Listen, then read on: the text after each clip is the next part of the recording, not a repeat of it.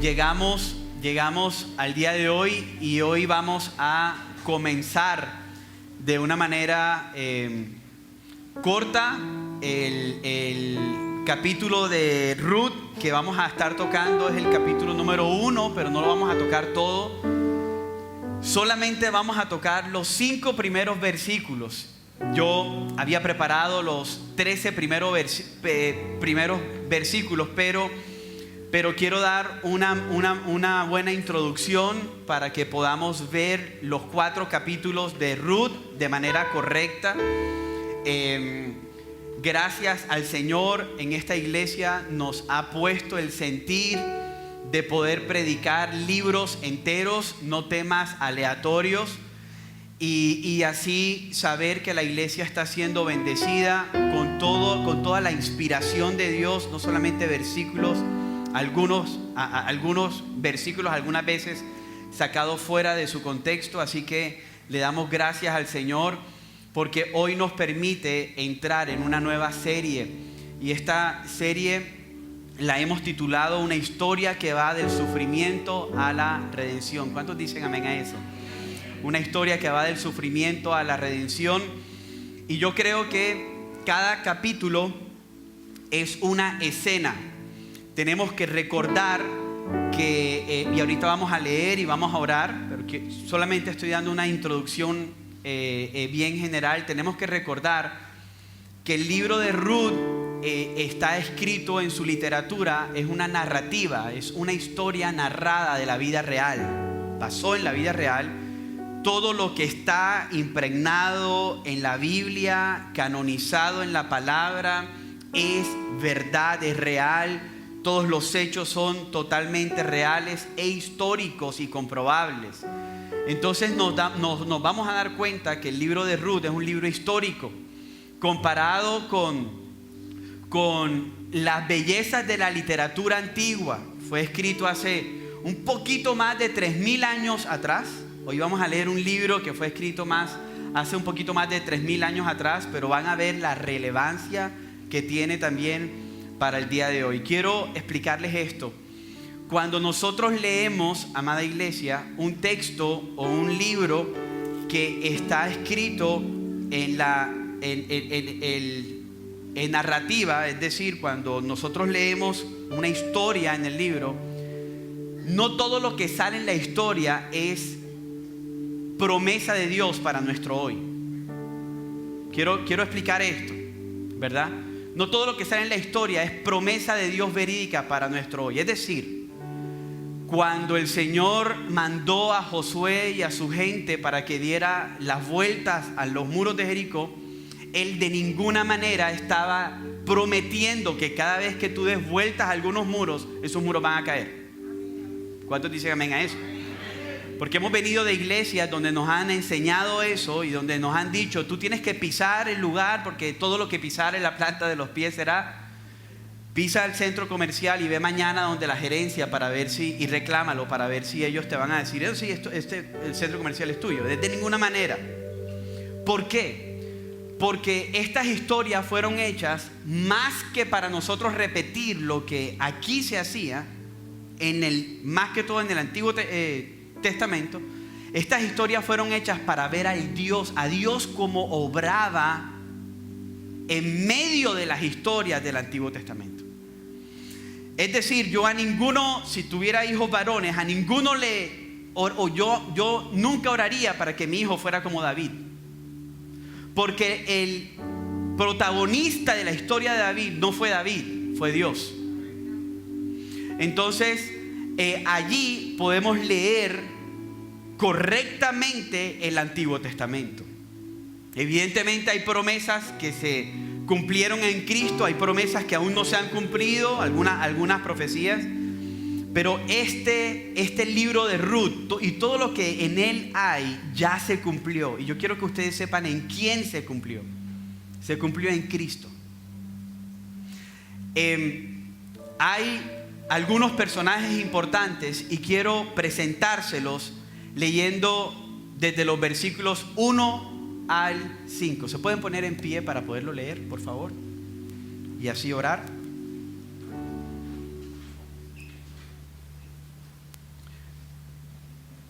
versículos del 1 al 5.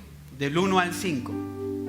Dice: aconteció que en los días en que gobernaban los jueces, en Israel hubo hambre en el país. Y un hombre de Belén de Judea o de Judá fue a residir en los campos de Moab con su mujer y sus 2 hijos. Aquel hombre se llamaba Elimelec y su mujer se llamaba Noemí. Los nombres de los 2 hijos, por favor, no se los pongas a tus hijos. Malón y Kelión. Maloncito, ven. No se lo pongas a tus hijos, por favor. Es tremendo porque estos 2 nombres significan debilidad y enfermedad. Tremendo. Dice: el nombre de los 2 hijos eran Malón y Kelión, efrateos de Belén de Judá, y llegaron a los campos de Moab y allí se quedaron. Y murió Elimelec, marido de Noemí, y quedó ella con sus 2 hijos. Ellos se casaron después de que el papá murió. Ellos se casaron con mujeres moabitas. El nombre de una era Orfa y el nombre de la otra era Ruth, como nuestro libro. Era Ruth. Y vivieron allí unos 10 años. Murieron también los 2, Malón y Kelión. Y la mujer quedó, es decir, Noemí, quedó privada de sus 2 hijos y de su marido. Hasta aquí, mi hermano, qué historia tan trágica. Una mujer, un marido, 2 hijos. Y en menos de 10 años murió su esposo y murieron sus 2 hijos. Pero no solamente fue eso, murieron sin hijos. Es decir, la mujer quedó totalmente sola con sus nueras. Y aquí nos vamos a centrar en el día de hoy. Puedes cerrar tus ojos para orar, poner tu mano en el corazón, en tu corazón. Poner tu mano en el corazón y poder orar para que el Señor pueda hablarnos el día de hoy. Padre, yo te doy gracias, Señor. Te pido, mi Dios, que tú seas hablándonos en este día. Háblanos por medio de tu palabra. Confróntanos. Anímanos. Señor, que nuestros corazones estén enfocados en ti y solamente en ti. Espíritu Santo, hoy vamos a ver cuál era la condición de Israel en los tiempos de los jueces. Y vamos a ver, Señor, que tenían un corazón duro. Quizás hoy en esta iglesia hayan corazones duros. Pero hoy te pido, Señor, que tú seas obrando como obraste hace 3000 años en Israel, en los tiempos de Ruth, Noemí y Elimelec. Gracias te damos, Padre, en el nombre poderoso de Jesús. Amén y amén. Se pueden sentar. Entonces, el enfoque, el énfasis, el argumento del autor, que hago un paréntesis, no se sabe a ciencia cierta quién fue el que escribió el libro de Ruth. Se cree que fue el profeta Samuel, el que escribió el libro primero de Samuel y el libro segundo de Samuel, pero también se cree que fue el hijo de David. Es decir, Ruth se escribe ya no en la época de los jueces, en esa misma época que estaban viviendo, sino que se escribe años después, cuando ya David había sido ungido por el profeta Samuel. Entonces allí en esa temporada ya existían los reyes. En esa temporada fue que se escribió Ruth.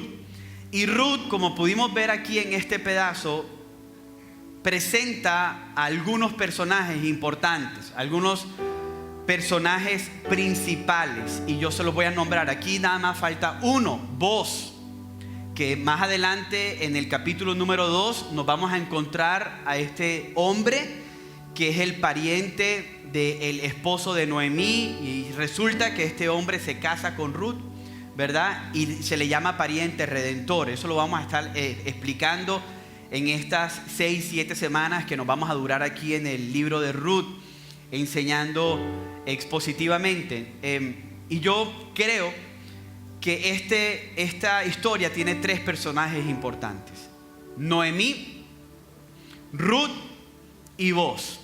Porque el esposo de Noemí y sus hijos mueren en los primeros 5 versículos. Faltan casi 4 capítulos enteros. Entonces tenemos esos 3 personajes importantes.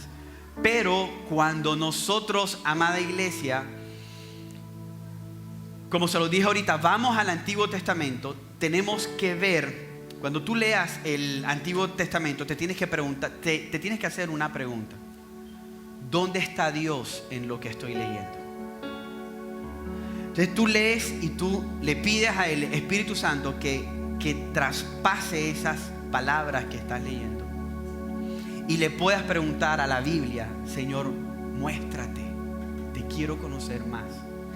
Y cuando yo le pregunté eso al libro de Ruth, me di cuenta que el personaje principal o los personajes principales no eran ni Noemí, ni Ruth, ni Boaz. El personaje principal del libro de Ruth es Dios. Es Dios. Y tú te vas a dar cuenta cómo Dios opera de 2 maneras en este libro. Él tiene 2 atributos que son muy poderosos. El primer atributo que vamos a estar viendo es la soberanía divina. La soberanía divina. Y el segundo atributo que vamos a ver es la providencia divina. Quizás ese segundo nunca lo habías escuchado, pero es bueno que nosotros podamos leer el libro de Ruth sabiendo que Dios es soberano, sabiendo que Dios es proveedor de todas las cosas para que nosotros alcancemos lo que Él nos ha llamado a hacer, o para que su obra redentora de salvación en nuestra vida se haga realidad. Mis hermanos, hoy tenemos que entender que nuestra vida, aunque sean etapas dolorosas, Dios está siendo soberano. Dios es soberano sobre tu vida, sobre tu hogar, sobre todo lo que te pasa. Aún está siendo soberano sobre tu sufrimiento, sobre muertes que quizás han pasado en tu vida. Él es soberano. La palabra soberanía significa que Él tiene toda la autoridad y el control sobre todo. Soberanía. Dios tiene toda la autoridad. Es decir, que el clan del Golfo, que está ahora perturbando muchas ciudades, me dijeron algunos pastores amigos que hoy las iglesias no pudieron abrir en partes del Cesar. Es decir, a Dios no se le ha salido de control nada. Dios sigue reinando. Y quiero que vayas, este versículo quizás no lo tengas allá, Pau, pero quiero que vayamos rápidamente al Salmo 29, versículo 10. Salmo 29, versículo 10. Porque Dios es soberano. Algunas veces a ti se te olvida que Dios es soberano. Y ustedes no se imaginan la tranquilidad que a mí me da. Spurgeon, uno de los predicadores de hace 300 años atrás, dijo: cuando yo me acuesto en la noche, la almohada en la que reposa mi cabeza se llama la soberanía divina. Entender que Dios está en control y que Él tiene toda la autoridad sobre lo que me pasa. Eso allí descansa mi alma todas las noches a las 11 de la noche cuando me acuesto. Aunque sea dolor y sufrimiento lo que venga. Miren cómo dice Salmo 29, versículo 10. Ojo con lo que voy a leer, porque esto quizás te quite el velo de que Dios es solamente amor. Dice: el Señor se sentó como rey ¿durante qué? ¿Durante qué? Es decir, la gente estaba muriendo y el Señor estaba reinando. Quedó vivo una sola familia, la familia de Noé. Y toda la humanidad murió. Toda la humanidad. ¿Y Dios dónde estaba? Sentado en su trono, ¿qué? Reinando, gobernando. soberanamente. El otro aspecto o atributo del Señor es que Dios es un Dios de providencia. Y yo quiero hacerles esta conexión. Dios lo gobierna todo, Dios está en control de todo, y la providencia significa que Dios lo provee todo para que sus planes sean hechos. Así sencillo. Dios lo gobierna todo, Dios lo controla todo, Dios tiene la autoridad sobre todo, aún sobre el diluvio. Dios está por encima de todo, Dios está por encima del COVID, pero Él provee herramientas para que se cumplan sus planes eternos. Entonces, cuando Dios está proveyendo las herramientas, está manejando uno de los atributos más hermosos que hay, y es el atributo de la providencia de Dios. La palabra providencia significa aquel que provee para sus buenas acciones o para sus buenos propósitos. Significa Dios proveyendo todo lo bueno para sus hijos en medio de cualquier tiempo y de cualquier situación. Es decir, Noemí, Ruth y Orfa, habiendo perdido a sus esposos, y Noemí perdiendo a sus 2 hijos, Dios estaba proveyendo la muerte. Y quiero que me entiendan bien, porque muchas veces nosotros pensamos que Dios lo único que provee es plata. Job dijo, algunos teólogos dicen, Ruth es el personaje similar a Job siendo mujer. Dios estaba proveyendo muerte. Dios estaba proveyendo hambre en Israel para sus propósitos eternos. Es decir, hay veces que dolorosamente en nuestra casa Dios va a permitir una muerte. Porque si no hay una muerte, no hay un corazón que sea transformado. Porque nuestros corazones son duros, son obstinados. Ahorita lo vamos a ver. No damos el brazo a torcer si el Señor no viene y quebranta nuestra pata. Pero Dios en su providencia siempre nos va a disciplinar para sus propósitos eternos. Antes de ascender, en su providencia, mira, la obra más providente del Señor se puede traducir la cruz del Calvario. Dios proveyó la cruz. Mi amada hermana y hermano que me escuchas, Dios proveyó la muerte en la cruz para que tú y yo fuéramos salvos. Es decir, en su plan de redención no solamente había multiplicación de los panes y de los peces, sino que en su plan de redención había sufrimiento, había una cruz, había una corona de espinas, había una muerte sangrienta. Y era Dios proveyendo para sus mejores planes. En este sentido es importante entonces entender que la historia de Ruth se trata del Dios soberano que gobierna la historia humana en el cumplimiento de su buen plan por amor a su pueblo. ¿Lo podemos leer todos juntos esa frase? ¿La tienen allá atrás? 1, 2, 3. Dios soberano.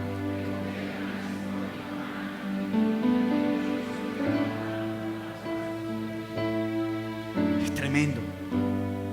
Porque yo creo que la primera escena, porque yo dividí esta sección en 2 escenas, y la primera escena es el contexto de la tragedia. ¿Saben cuál es la tragedia? 3 muertes, y está entre los versículos 1 y 2. Quiero que lo lean conmigo, versículos 1 y 2. Mi primera escena, es decir, mi primer punto, es el contexto de la tragedia, después de haber explicado que Dios tenía todo el control y que Dios iba a proveer todo lo necesario para que pasara lo que vamos a ver muy pronto en el capítulo 4. Versículos 1 y 2. Dice: aconteció en los días en que gobernaban los jueces en Israel, hubo hambre en el país. Y un hombre de Belén de Judá fue a residir en los campos de Moab. Es decir, había una familia que estaba viviendo en Israel. Israel, ¿qué era? Acuérdenme, la tierra ¿qué? Prometida. Algunas veces en la tierra prometida no hay pan. Entonces, él estaba viviendo en Israel, en la tierra prometida, con su familia. Llegó el hambre y se fueron a Moab, otra tierra pagana, llena de ídolos. Sus dioses allá, para poderlos adorar, no eran canciones como las que nosotros hacemos, sino que Moab, históricamente hablando, por Jordania, esto es historia, históricamente hablando, las mujeres tenían que sacrificar a sus bebés, cortarlos por la mitad para adorar a esos dioses. Es decir, este papá, pastor de su casa, estaba llevando por el hambre en Israel, estaba llevando a su familia a un lugar donde Dios no era honrado como rey. Y ahorita hay un mensaje clave para nosotros los papás el día de hoy. Yo sé que hoy es el Día de la Madre, pero hay un mensaje clave para los hombres. ¿Cuántos papás hay aquí? Levanten la mano. Todas las decisiones que tú y yo cometamos, todas, no son algunas, van a repercutir hacia nuestras generaciones. ¿Cómo comienza entonces esta historia? Dice, en los días en que gobernaban los jueces. Entonces ya esta historia nos está poniendo el lugar o la fecha donde estaban pasando estas circunstancias. Y la fecha era en los días donde gobernaban los jueces. Miren esto, y esto es importante. Es decir, los jueces eran levantados por Dios cuando el pueblo de Israel, y este era el ciclo, ahorita lo vamos a leer, que me parece muy importante para tener un fundamento, para que tú y yo sepamos dónde estaba viviendo Elimelech y Noemí, qué estaba pasando allí en Israel en ese momento. Y este era el ciclo. El hombre pecaba, Dios derramaba su ira sobre el hombre, habían consecuencias, el hombre se arrepentía, clamaba, Dios levantaba a un juez, y después el hombre pecaba, Dios derramaba su ira, Dios derramaba las consecuencias, el hombre ya aburrido de vivir esas consecuencias, clamaba, Dios levantaba a un rey, lo salvaba, el hombre pecaba, y así era el ciclo. ¿Qué corazones tan duros? O sea, Dios nos bendice cuando clamamos, cuando nos ve llorar, nos da lo que necesitamos. Después, otra vez volvemos a pecar, tenemos consecuencias, clamamos, Dios nos bendice, volvemos a pecar, y así sucesivamente. Muchos viven la vida cristiana así, de esa manera.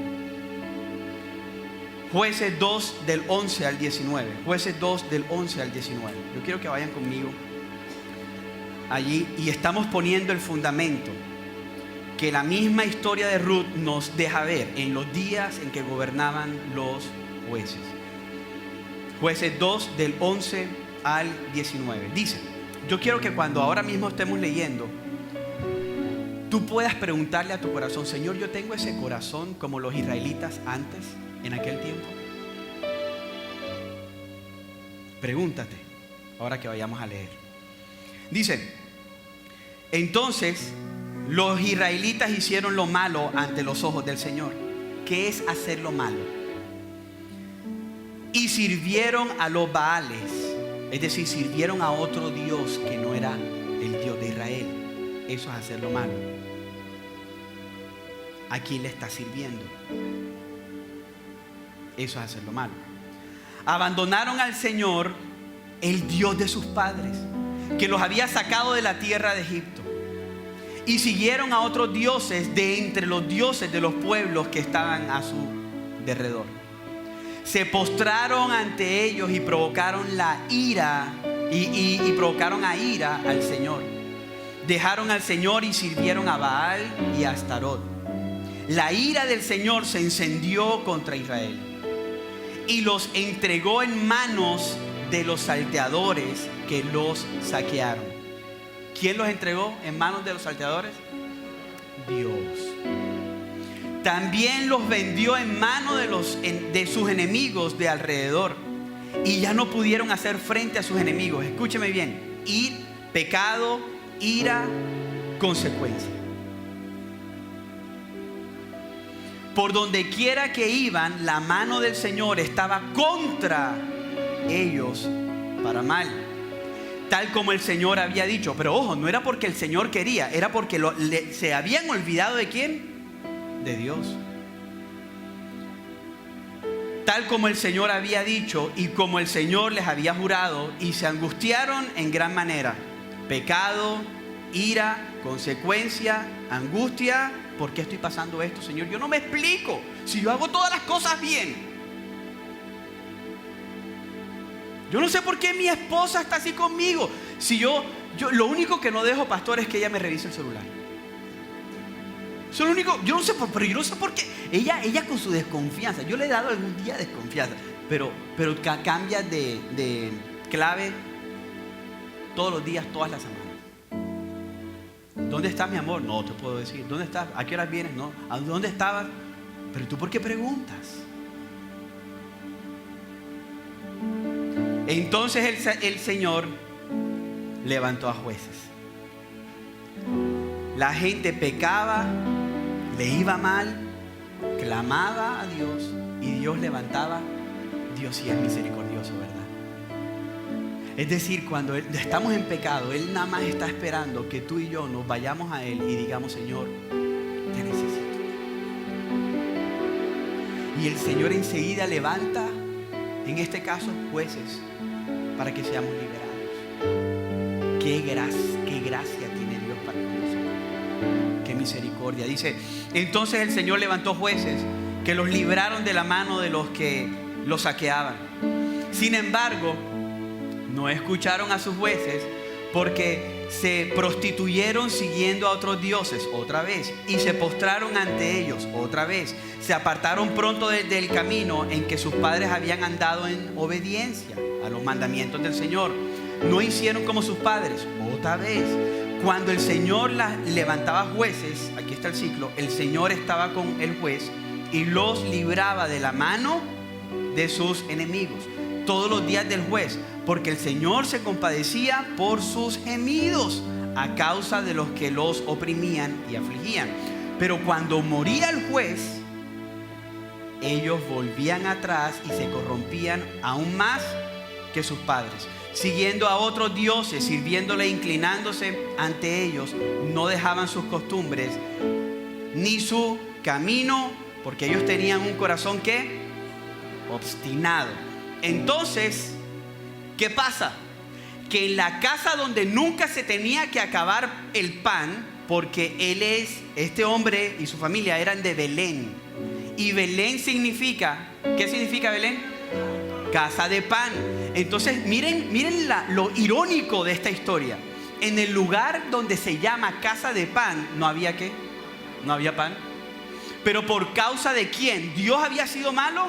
No, de ninguna manera. ¿Por causa de quién? Del obstinado corazón de los hombres en aquella época. Entonces en la casa de pan no había pan, pero Dios estaba proveyendo eso. Acuérdense, familia, Dios, aquí estamos viendo dos atributos: Dios en control y Dios proveyendo todo para que el ser humano vuelva a Él. Entonces Dios había puesto hambre en Israel. Dios estableció una época por causa del pecado, claramente, para que hubiera hambre en Israel.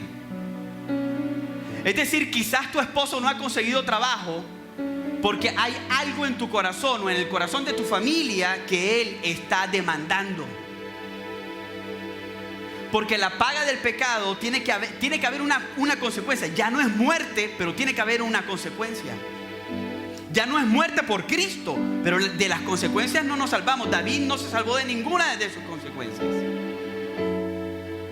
Porque si no tuviéramos a un Dios pechichón, así rico. Yo peco y Dios salvándome de todas nuestras consecuencias. Es más, mi adoración a Dios, algunas veces cuando estoy allá, es decir: Señor, yo merezco tantas consecuencias y tú nada más me permites algunas. Porque si tú me dieras todo lo que yo merecía, yo no estuviera vivo. Y por eso es que Dios es bueno, porque no nos da lo que merecemos. Entonces hubo hambre en Israel. ¿Y qué hizo este hombre, pastor de su casa, cuando hubo hambre en Israel? ¿Qué hizo? Patitas, paquete, cojo mi burro, le pego y arranco. Es decir, cuando hubo sufrimiento en la casa, lo primero que hizo este hombre, pastor de su casa, fue huir de la tierra prometida a una tierra maldita.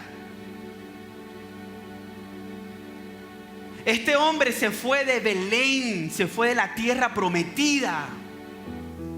Dios había sacado al pueblo de Israel de Egipto y lo llevó a Canaán. Y este hombre estaba viviendo allí donde la tierra que fluía leche y miel. Sino que en un momento Dios había decidido: no te voy a dar pan. En un momento.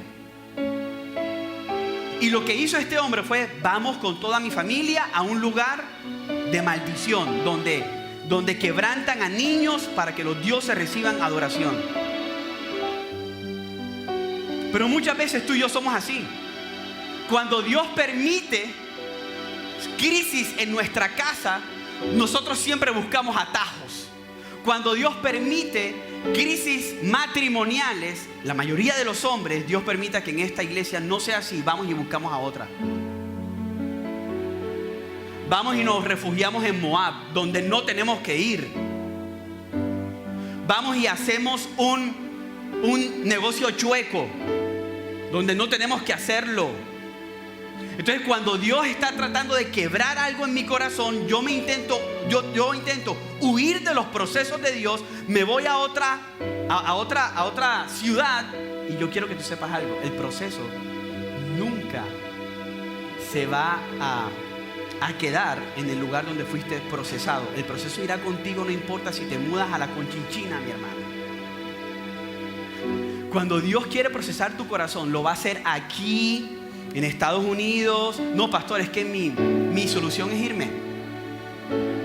Mi hermano, si tú no has vivido el proceso aquí, allá tampoco lo vas a vivir.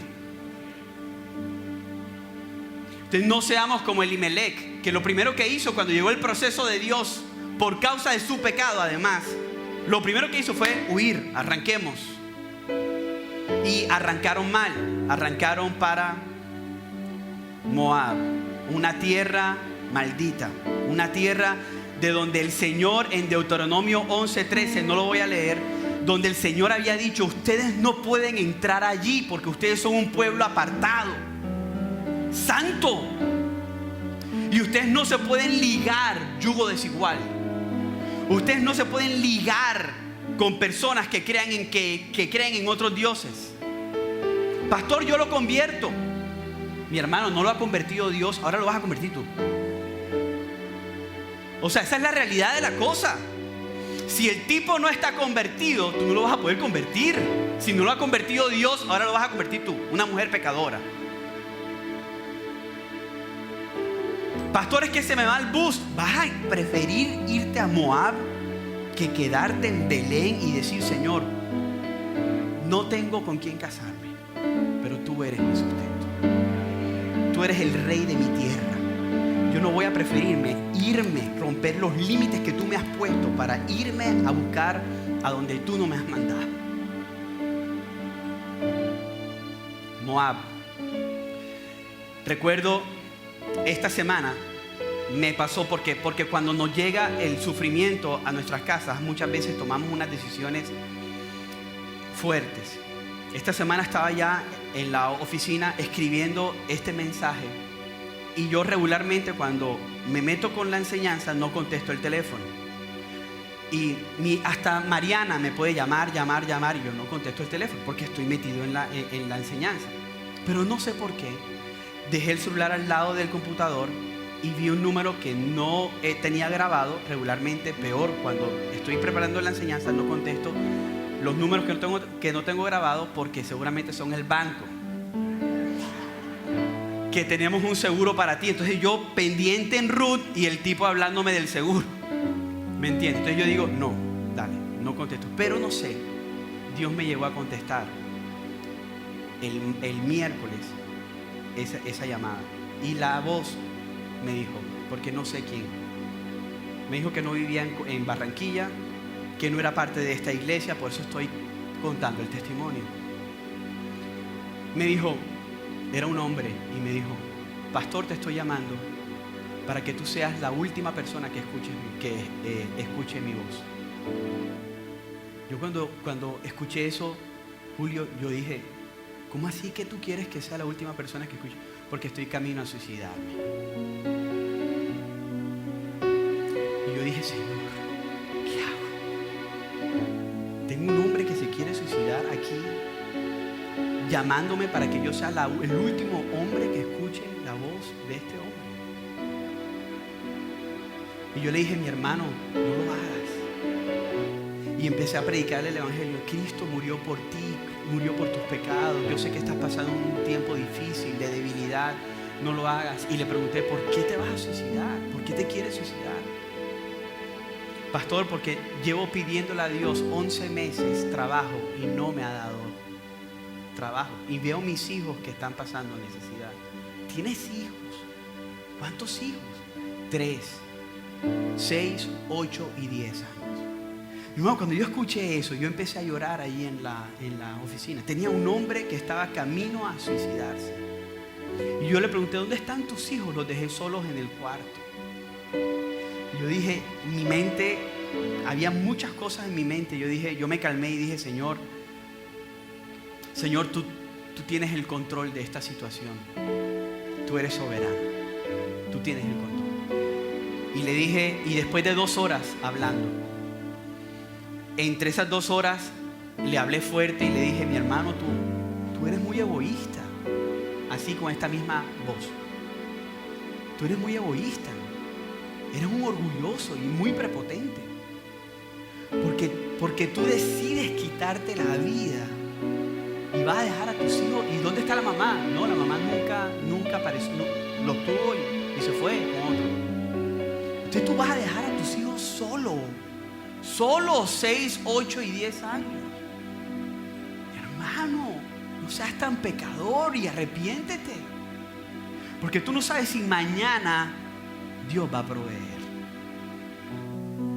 Tú no sabes si en una semana Dios va a proveer. Y quizás permitió llevarte hasta lo más extremo para que tú digas: no puedo más, y busques al Señor de forma correcta, arrepentida, y para que el Señor sea proveyendo a tu vida. Llamé a algunas personas y me dijeron: pastor, que me llame enseguida, que yo le doy trabajo. Cuando le escribí: hey, pilas, Dios está proveyendo. Te estás dando cuenta que Dios sí provee. Te estás dando cuenta que aún en medio de tu pecado, siendo egoísta y orgulloso, Dios puede proveer. Y más nunca me contestó.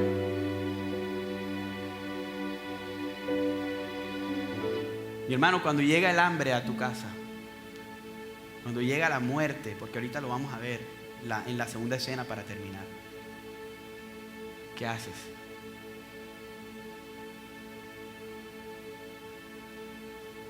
¿Qué haces? Y lo más gracioso, lo más irónico, porque la Biblia algunas veces tiene un tinte de ironía. Elimelec, el esposo de Noemí, ¿sabes qué significa el nombre Elimelec? Dios es mi rey. Es decir, Elimelec estaba diciéndole al Señor: yo me voy aunque tú seas mi rey. Yo me voy de aquí aunque aparentemente yo tenga que obedecerte. Yo me voy. Su nombre decía: Dios, tú eres mi rey. Muchas veces tú has dicho: Señor, tú eres mi rey, y haces totalmente lo contrario a lo que Él dice que tienes que hacer. ¿Cuántos hemos desobedecido de esa manera? Levántame la mano. Yo soy el primero. Sabemos lo que tenemos que hacer por medio de su palabra. Dios, tú eres mi rey, y hacemos totalmente lo contrario. Elimelec se llamaba: Dios, tú eres mi rey, y estaba dejando la tierra prometida y se estaba yendo a una tierra maldita. Segunda escena, y con esta vamos a terminar. Versículos del 3 al 5. Dice, yo le puse como título a esta segunda escena: cuando la tragedia viene, la providencia de Dios no se puede ver. Es decir, la mano de Dios no se puede ver cuando la tragedia viene. Versículos del 3 al 5 dice, bueno, y les hago un paréntesis: oremos que el Señor que me llamó no haya cometido lo que dijo que iba a cometer.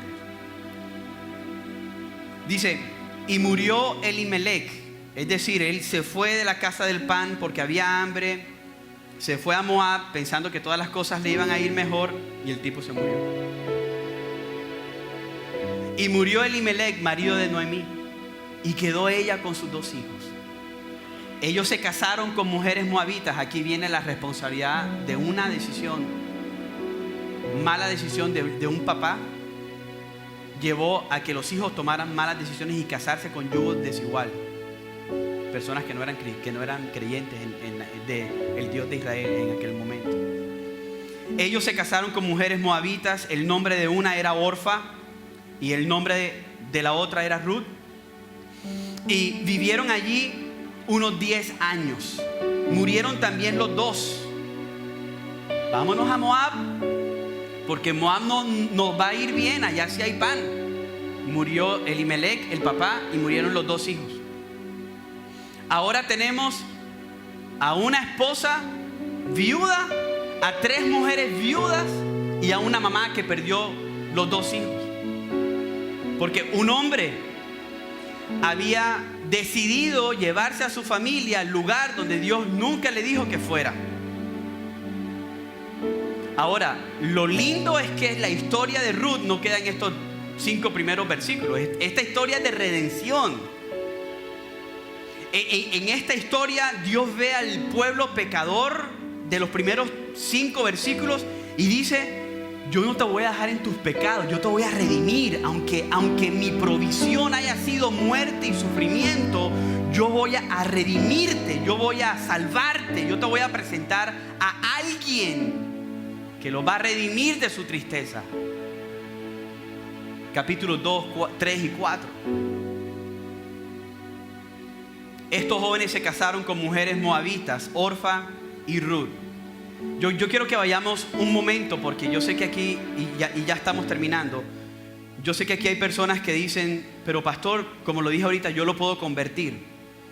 Pero el Señor ha sido claro en una cosmovisión bíblica sistemáticamente desde el Antiguo Testamento hasta el Nuevo Testamento. Tú y yo somos un reino santo, separados, y no nos podemos mezclar en muchas cosas con el mundo.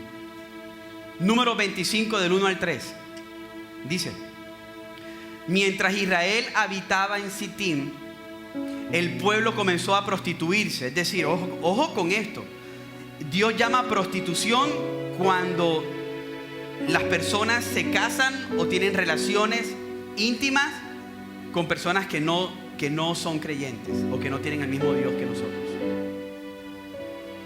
Con las hijas de Moab. Escuchen, lo voy a leer otra vez. Mientras Israel habitaba en Sittim, el pueblo comenzó a prostituirse con las hijas de Moab. Y esto fue escrito antes de Ruth. Es decir, el papá Elimelech sabía de esto. Sabía de que Dios había puesto una ley. Y dijo: no me importa, yo voy a Moab. Y estas invitaron al pueblo a los sacrificios que hacían a sus dioses. Y el pueblo comió y se postró ante sus dioses. Así Israel se unió a Baal de Peor, y se encendió la ira del Señor contra Israel. Deuteronomio 7 del 3 al 4 y después el 6 dice: no, este es el mandamiento: no contraerás matrimonio con ellos. Matrimonio con ellos. No darás tus hijas a sus hijos, ni tomarás sus hijas para tus hijos, porque ellos apartarán a tus hijos de seguirme para servir a otros dioses. Entonces la ira del Señor se encenderá contra ti, y Él pronto te destruirá, porque tú eres pueblo santo para el Señor tu Dios. El Señor tu Dios te ha escogido para ser pueblo suyo de entre todos los pueblos que están sobre la superficie de la tierra. Mi hermano, tu identidad es que porque tú eres un pueblo santo. Es como si tú me regalaras ahora el mejor vestido blanco. Yo no uso blanco, pero bueno, pintemos que ya tengo 80 años donde se empiezan a vestir como de blanco todos. El mejor vestido blanco, así bien, pero bien fino, Oscar de la Renta, bien fino, de lino. Y tú me vieras jugando fútbol con el vestido ese. ¿Tú qué me vas a decir? Hey, Rubén, ¿y qué te pasa? Yo te di lo mejor. ¿Cómo tú vas a estar jugando fútbol con lo mejor que te di? Bueno, así somos nosotros, estamos vestidos de blanco. Santos, apartados. Pero la decisión de un papá llevó a los hijos a que se casaran con moabitas. Y Dios había dicho que no se casaran. Y muchos de los teólogos, porque se debaten, tienen este debate. Que Dios no permitió que tuvieran hijos en ese momento en Moab. Por causa del pecado. Pasaron 10 años y esas mujeres no habían quedado embarazadas. Y puede ser por causa del pecado. Familia, lo hermoso de todo esto es que esta historia no termina allí. Desde los versículos 6 al 22, que los vamos a ver la semana que entra, ustedes se van a dar cuenta de la actitud que tuvo Noemí cuando ya se dio cuenta. Ella dijo esto y así vamos a terminar. Noemí se dio cuenta que sus hijos habían muerto, su esposo había muerto y había quedado con Orfa y con Ruth. Y ella lo primero que hizo, mi hermano, es lo que nosotros tenemos que hacer ahora en los próximos minutos. Es decir, Señor, yo no me puedo quedar aquí en la tierra de Moab. Yo tengo que volver a mi nación. Yo tengo que volver a Dios. Yo tengo que volver de donde nunca he debido salir. Yo tengo que volver allá.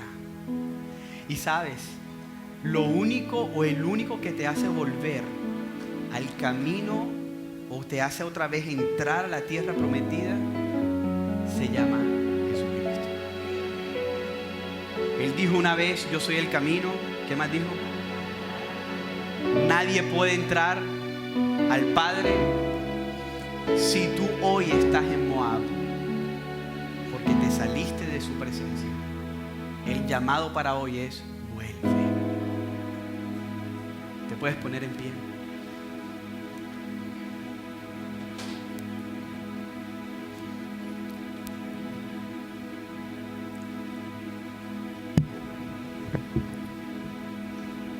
Puedes cerrar tus ojos donde estás. Poder orar al Señor.